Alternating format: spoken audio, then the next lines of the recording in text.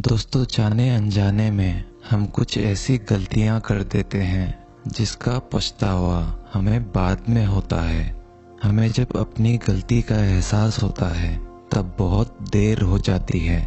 तब तक हम बर्बाद हो चुके होते हैं। तो आखिर वो जीवन में कौन कौन सी गलतियां हैं जिसके बारे में हमें पता नहीं है, जो हमें बर्बाद कर रही है।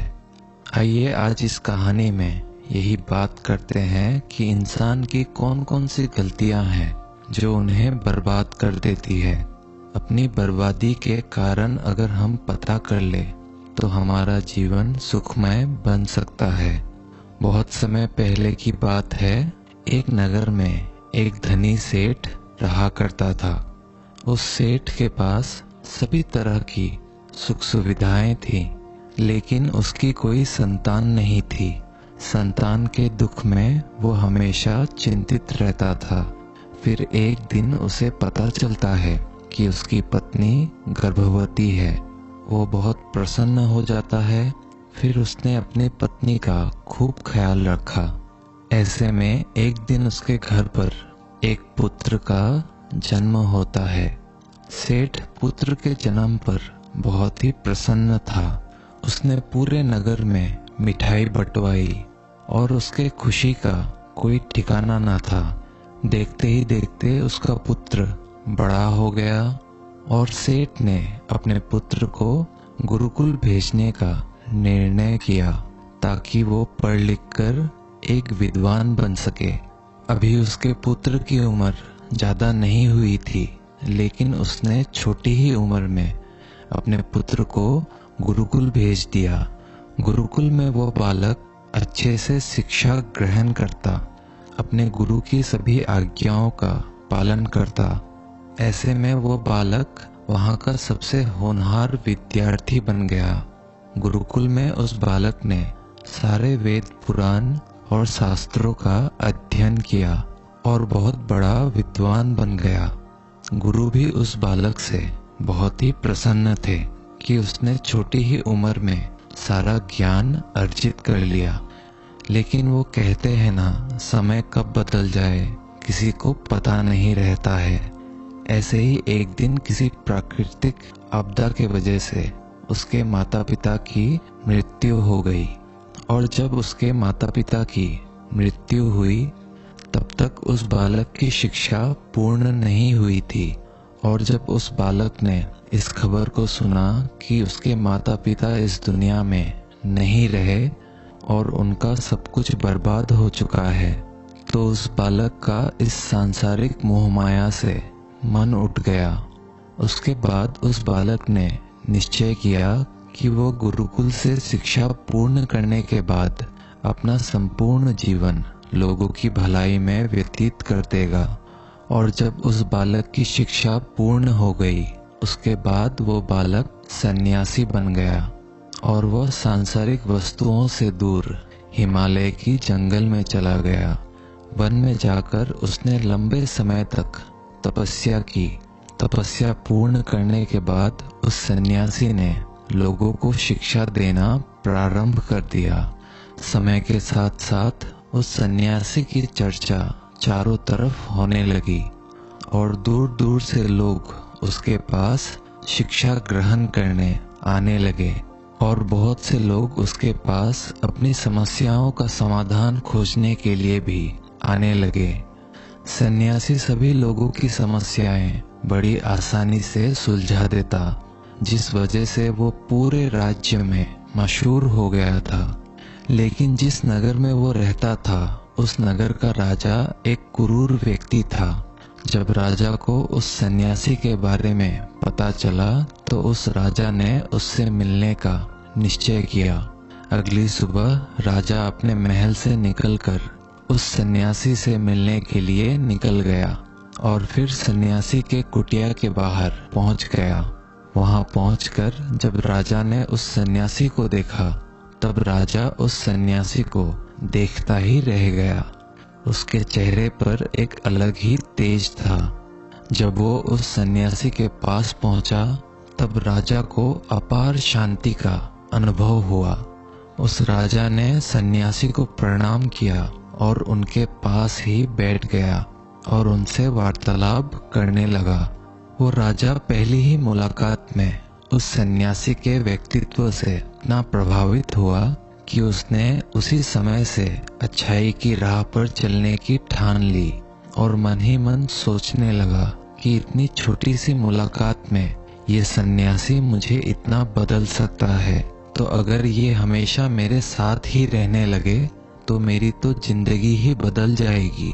और यही सोचकर राजा सन्यासी से महल चलने की आग्रह करने लगा।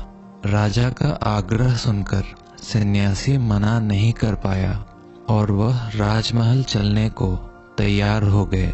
फिर राजा सन्यासी को लेकर राजमहल की ओर चल दिया। राजमहल पहुंचने पर राजा ने सन्यासी का खूब आदर सत्कार किया और उसके बाद राजा ने सन्यासी को एक सही कमरे में भोजन करवाया।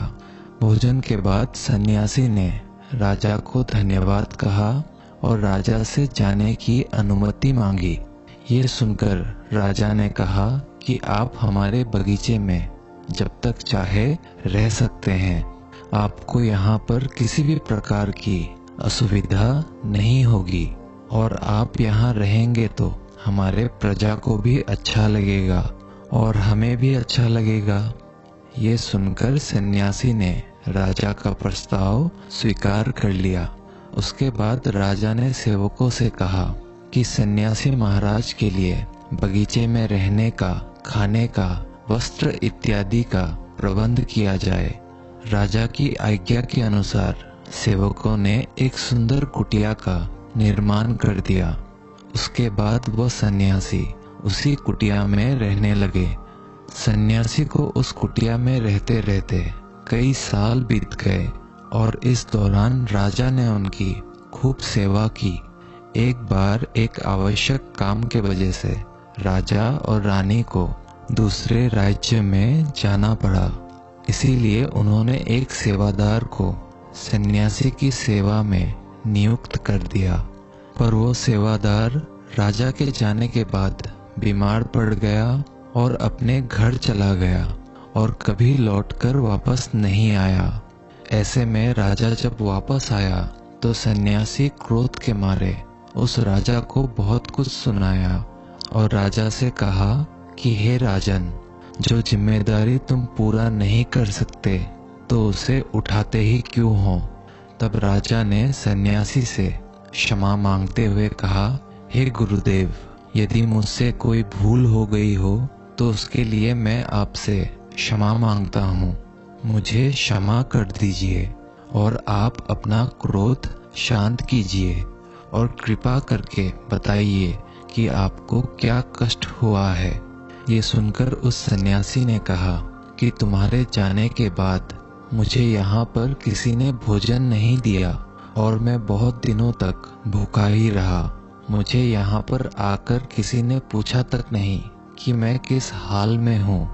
ये सुनकर राजा ने सन्यासी से फिर से क्षमा मांगी और कहा, हे गुरुदेव, आज के बाद ऐसी कोई गलती नहीं होगी। और इसके बाद मामला शांत हो गया। जब राजा और सन्यासी के बीच वार्तालाप हो रही थी तब रानी भी ये सारी बातें चुपके से सुन रही थी और सब कुछ देख रही थी। उसके बाद राजा ने उस सन्यासी को कोई भी शिकायत का मौका नहीं दिया और उसकी खूब सेवा की। परंतु कुछ दिनों बाद राजा को फिर किसी आवश्यक कार्य से अपने राज्य से बाहर जाना पड़ा। लेकिन इस बार राजा ने राज्य से बाहर जाने से पहले अपने रानी को कहा कि जब तक मैं नहीं आऊं तब तक आप स्वयं सन्यासी की देखभाल करोगी। ये सुनकर रानी ने कहा कि जी महाराज, आप निश्चिंत होकर जाइए, मैं सन्यासी महाराज की अच्छे से सेवा करूंगी। उसके बाद रानी हर रोज भोजन बनाकर सन्यासी को भेज देती थी। लेकिन एक दिन रानी नहाने के लिए चली गई और सन्यासी को भोजन देना भूल गई। सन्यासी ने काफी देर तक भोजन का इंतजार किया, लेकिन जब भोजन नहीं आया तो सन्यासी सोच में पड़ गया कि आज खाना क्यों नहीं आया। उसके बाद सन्यासी ने सोचा कि वो खुद महल में जाकर देखेगा कि आखिर अब तक खाना क्यों नहीं आया। और फिर वह महल पहुंच गया। जब वो महल के अंदर दाखिल हुआ, वहां उसकी नजर रानी पर पड़ी।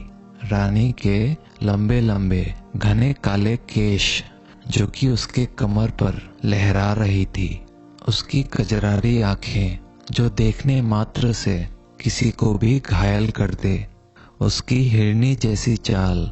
रानी के इतने सुंदर रूप को देखकर सन्यासी चकित हो गया और रानी की सुंदरता सन्यासी के मन में घर कर गई और वह वहां से बिना कुछ कहे ही अपने कुटिया में लौट आया। सन्यासी रानी के रूप की सुंदरता को भुला ना सका और वह खाना पीना छोड़कर अपनी कुटिया में पड़ा रहा।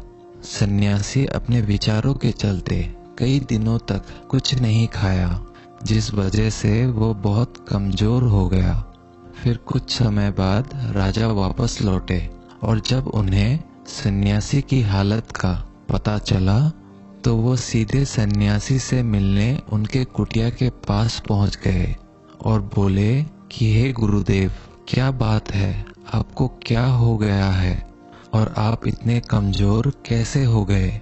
आखिर आपको किस बात की चिंता है? किस गहरी सोच में आप डूबे हुए हो? क्या मुझसे कोई भूल हो गई है? तब सन्यासी ने कहा कि नहीं राजन, आपसे कोई भूल नहीं हुई है।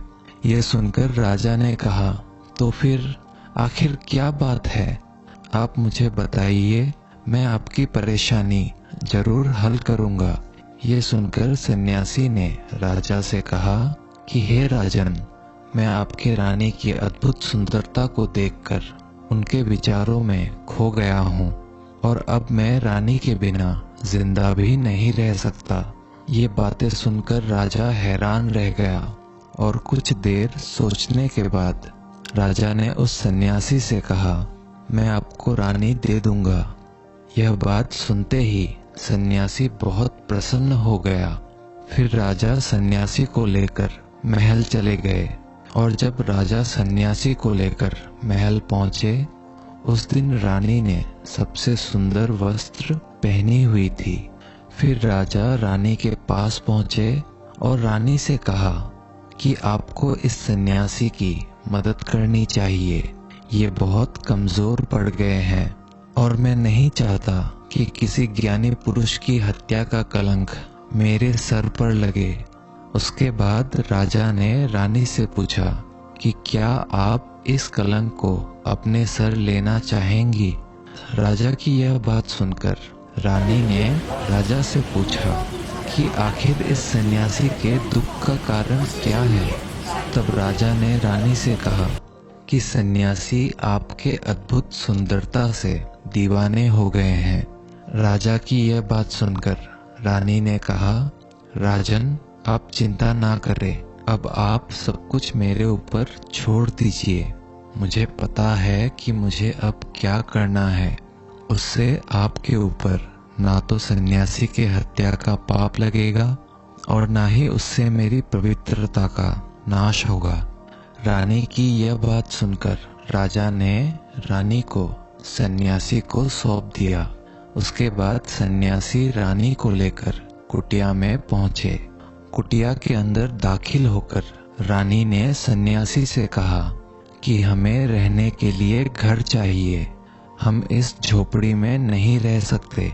ये सुनकर सन्यासी राजा के पास गया और राजा से जाकर बोला कि हे राजन, हमें रहने के लिए एक घर चाहिए। सन्यासी की बात सुनकर राजा ने उनके लिए घर का प्रबंध कर दिया। फिर सन्यासी रानी को लेकर घर पहुंचा। जब रानी सन्यासी के साथ उस घर पर पहुंची, तब रानी ने कहा कि ये घर तो बहुत गंदा है और इसकी हालत बहुत खराब है, मैं इस घर में नहीं रह सकती।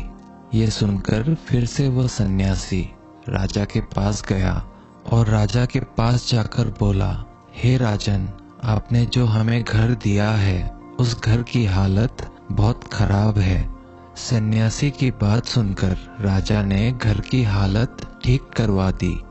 उसके बाद फिर रानी घर के अंदर गई और नहा धोकर बिस्तर पर आ गई। फिर सन्यासी भी बिस्तर पर आ गया। फिर उसके बाद रानी ने सन्यासी से कहा कि आपको पता है आप कौन हैं और आप अब क्या बन गए हैं। आप एक महान सन्यासी थे जिसके लिए राजा स्वयं सारी सुविधाएं उपलब्ध कराते थे।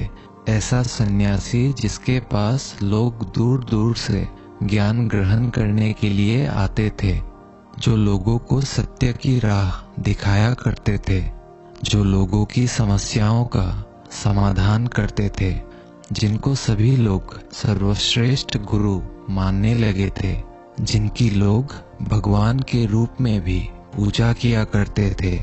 और आज आप अपने वासना के कारण मेरे गुलाम बन गए हैं। रानी की ये सारी बातें सुनकर उस सन्यासी को बड़ा झटका लगा और उसे महसूस हुआ कि वो तो एक सन्यासी है और वह ये सब क्या कर रहा है। वो तो इन सारी सुख सुविधाओं को छोड़कर शांति की तलाश में वन में चला गया था। जब सन्यासी को सुध-बुध आई तो वो जोर जोर से रोने लगा और चिल्लाने लगा और रानी से कहने लगा, मुझे क्षमा कीजिए महारानी, मैं ये क्या करने जा रहा था। मैं अभी इसी वक्त आपको राजा के पास सौंप कर आता हूँ। सन्यासी की ये बात सुनकर रानी ने सन्यासी से प्रश्न किया कि हे गुरुदेव, मेरे मन में भी एक प्रश्न उठ रहा है, कृपया मेरे प्रश्न का उत्तर दीजिए। रानी की ये बात सुनकर सन्यासी ने कहा, पूछो तुम्हारा क्या प्रश्न है। फिर रानी ने कहा, जब आपको उस दिन भोजन नहीं मिला तो आप बहुत क्रोधित हो गए थे। तब मैंने आपका ये रूप पहली बार देखा था और तभी से मैं आपके व्यवहार में परिवर्तन महसूस कर रही हूँ। ऐसा क्यों हुआ गुरुदेव? आखिर आपको इतना क्रोध क्यों आया? आपने तो शांति की प्राप्ति कर ली थी। रानी की बातें सुनकर सन्यासी ने कहा कि जब मैं वन में था तो मुझे समय पर भोजन नहीं मिलता था, लेकिन जब मैं महल में आया तो महल में आने के बाद मुझे सारी सुख सुविधाएं प्राप्त हुई और फिर मैं इन सभी सुख सुविधाओं के आदी हो गया और मुझे इसके प्रति लगाव उत्पन्न हो गया और फिर मुझे इसको पाने का लालच उत्पन्न हो गया और जब मुझे ये नहीं मिला तो मेरे अंदर क्रोध उत्पन्न हो गया। फिर सन्यासी ने कहा, महारानी, अगर इच्छा पूरी ना हो तो क्रोध उत्पन्न होता है और अगर इच्छा पूरी हो जाए तो लालच बढ़ जाता है। सन्यासी ने आगे कहा, ये इच्छा की पूर्ति ही मुझे वासना के द्वार पर ले आई है और मैं आपके प्रति आकर्षित हो गया। इसके बाद वो सन्यासी रानी को लेकर राजा के पास पहुंचा और बोला, हे राजन, मुझे क्षमा कर दीजिए, मुझे अपनी गलती का एहसास हो गया है। ये लो आपकी रानी, मुझे ये सब नहीं चाहिए। मैं अपनी इच्छा में वशीभूत होकर ये गलत कार्य करने जा रहा था और अपने जीवन को बर्बाद कर रहा था, लेकिन अब मुझे सब कुछ समझ आ गया है। उसके बाद उस सन्यासी ने कहा कि हे राजन, मनुष्य की बर्बादी का कारण उसकी 4 आदतें बनती है और दुनिया के हर एक व्यक्ति के अंदर ये 4 अवगुण होते हैं, लेकिन जो व्यक्ति इन पर नियंत्रण पा लेता है वह दुख और परेशानियों से बच जाता है, और वहीं जो व्यक्ति इन चारों दोषों पर नियंत्रण नहीं कर पाता है वो बर्बाद होने के कगार पर पहुंच जाता है। ये सुनकर राजा ने कहा, हे गुरुदेव, आप मुझे वह 4 आदतें बताइए जिससे मनुष्य की बर्बादी हो जाती है। फिर सन्यासी ने राजा को मनुष्य को बर्बाद कर देने वाली 4 आदतों के बारे में बताया कि हे राजन, मनुष्य को बर्बाद करने वाली पहली आदत है उसकी इच्छा, क्योंकि इच्छा ही दुनिया के हर एक व्यक्ति के अंदर पहला अवगुण होता है, और जो व्यक्ति अपनी इच्छाओं को नियंत्रण में नहीं रख पाता है वो जीवन में किसी भी जगह सफल नहीं हो पाता है, क्योंकि जैसे ही उसकी एक इच्छा पूरी होती है वह दूसरी की ओर बढ़ने लगता है, और दूसरी पूरी होती है तो तीसरी इच्छा उसके मन में जागृत हो जाती है, और फिर ऐसा करते करते इच्छाओं पर नियंत्रण ना होने के कारण इंसान के मन में संतोष का भाव नहीं आ पाता है और इसी जाल में उलझा रहता है, दुखी रहता है। इसीलिए राजन, जब हम अपनी इच्छाओं पर नियंत्रण पा लेते हैं तो हम हमारे मन पर भी नियंत्रण कर लेते हैं, और जब हमारा मन हमारे वश में होता है तो हमें सुख ही सुख की प्राप्ति होती है। फिर जो हम चाहते हैं वही हमारे साथ होता है। फिर सन्यासी कहता है कि हे राजन, मनुष्य को बर्बाद करने वाली दूसरी आदत है वासना। वासना का जन्म हमारे मन में उठने वाली इच्छाओं से होता है। जिस प्रकार इच्छाओं का कोई अंत नहीं होता, उसी तरह मनुष्य वासना के जाल में फंसता ही चला जाता है। वासना में वशीभूत होकर इंसान को कुछ भी नहीं नजर आता है। आज तक जितनी भी लड़ाइयाँ हुई है उसका सबसे बड़ा कारण स्त्री को पाने की इच्छा के कारण ही हुई है। स्त्री के प्रेम में वशीभूत होकर आज से कई राजा महाराजाओं ने युद्ध किया है। रावण एक बड़ा बुद्धिमान व्यक्ति था, लेकिन वह माता सीता के सुंदरता से वशीभूत होकर अपने आप को बर्बाद कर लिया। उसकी मृत्यु का कारण एक स्त्री ही बनी थी। कई राजा महाराजा तो युद्ध में इसीलिए हार गए क्योंकि वो लोग स्त्रियों से रासलीला रचाने में ही रह गए। ईश्वर ने तो स्त्री की उत्पत्ति इस संसार को बढ़ाने के लिए की है, लेकिन आजकल लोगों ने इसे अपना वासना का रूप बना लिया है। स्त्री को अपने मनोरंजन का सामान सोचने लगे हैं, और जब उन्हें अपना ये मनोरंजन नहीं मिलता तो वो पागल हो जाते हैं और न जाने क्या क्या कर बैठते हैं। इसीलिए हे राजन, जितना हो सके उतना ही वासना से दूर रहना चाहिए। फिर सन्यासी कहते हैं कि हे राजन, मनुष्य को बर्बाद करने वाली तीसरी आदत है क्रोध। क्योंकि जब मनुष्य की वासना की पूर्ति नहीं होती है तो उसके अंदर क्रोध उत्पन्न हो जाता है, और जब व्यक्ति को क्रोध आता है तो उस पर उसका नियंत्रण नहीं होता है, और फिर वह क्रोध में आकर कई गलत निर्णय ले लेता है।